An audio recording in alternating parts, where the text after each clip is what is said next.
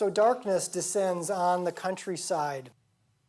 You are working in your field, the field you've been working in all day.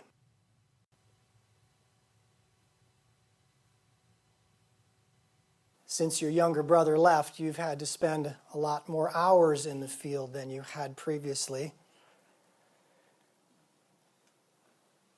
And you're tired, your back hurts. And you start to head home. It's a lonely walk to the house. You pass the field that your younger brother sold. Can't believe that he did that. Shake your head, keep walking. What a disgrace it's been for your family.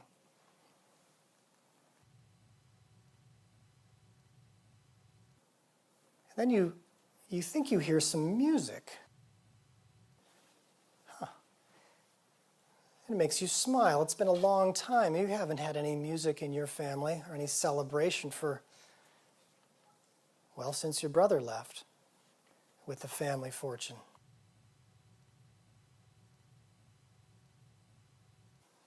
Little skip in your step, and you hear singing and music, and you wouldn't know what they're celebrating. What might be happening in town?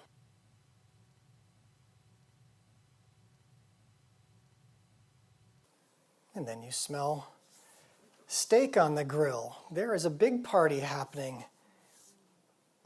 And it seems to be coming from your house.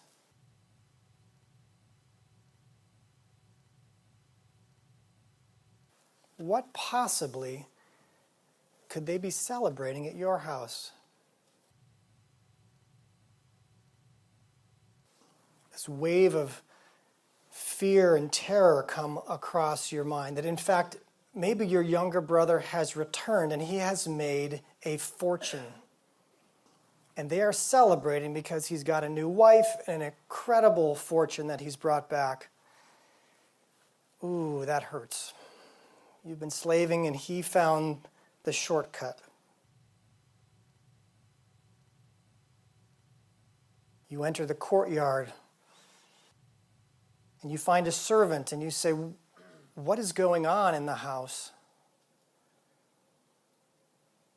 The servant says, "Your younger brother is back, and your father has killed the fattened calf because he received him back safe and sound." Oh, it's just as you thought.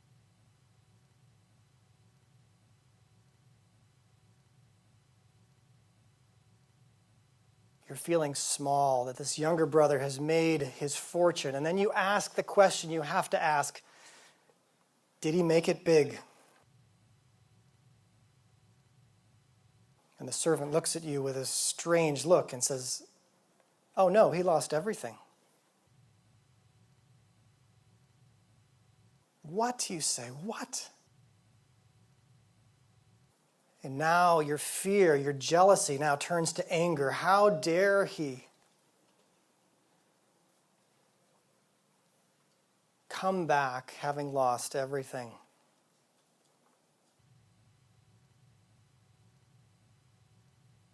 A few minutes later, your father comes out.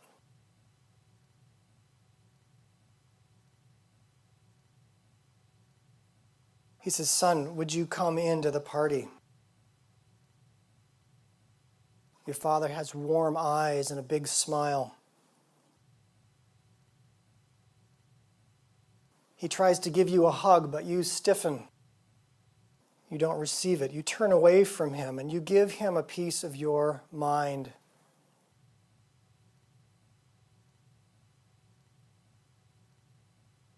All these years I've worked for you and never disobeyed your command. Yet you never gave me a young goat to celebrate with my friends. Yet this son of yours devours your property with prostitutes, and you kill the fattened calf for him. He should be shamed and not celebrated.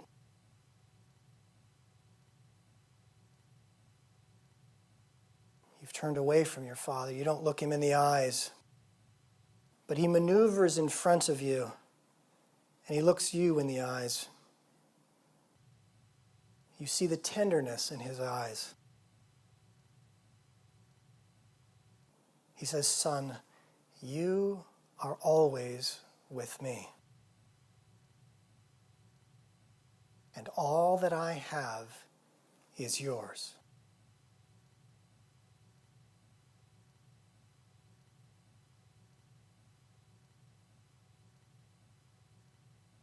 It is fitting to celebrate and be glad because your brother was dead and is alive.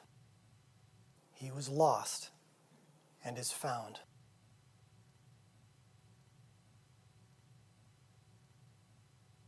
You look in your father's eyes and there's no anger, no fight, just pleading like a man who's been hurting for a very long time.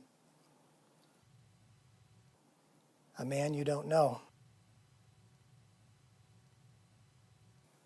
He seems unconcerned with the disrespect and disgrace and the shame brought on him and the family by your younger brother. He seems unconcerned about his significant loss of property. You thought you knew him. You thought he was like you. You realize that neither you nor your younger brother know your father. You decide you want to be more like him, and that your envy and your anger are keeping you out of the party. And something changes in your heart, and you give him a hug. And your cheek touches his cheek. And you say, "Dad, I want to be more like you."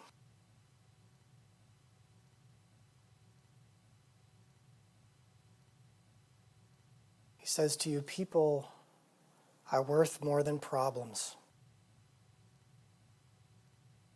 Humility brings joy. Come celebrate with me."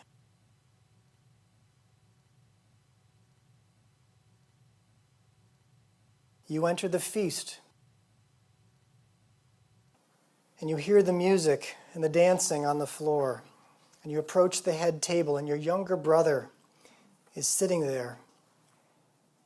He gets up from his seat. His face is down. He's expecting your wrath. He's wearing the best robe in the house, and you still have on your work clothes. You're tempted to be angry again, but you want to please your father. So you do your best to smile and you say, "Hey, little brother, I'm happy you're home."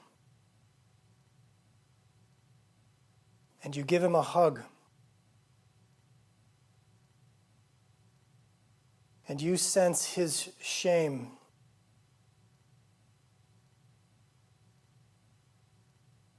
And you don't know what to say to him, but what comes to mind is, "Little brother, I can use your help in the fields tomorrow. I hope you'll join me."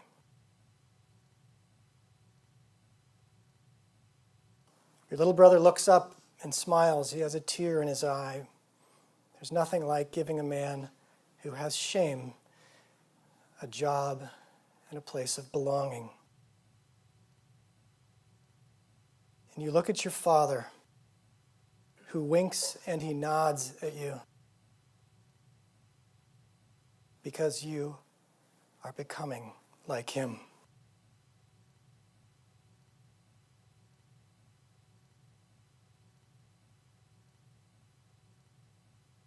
Just take a moment now and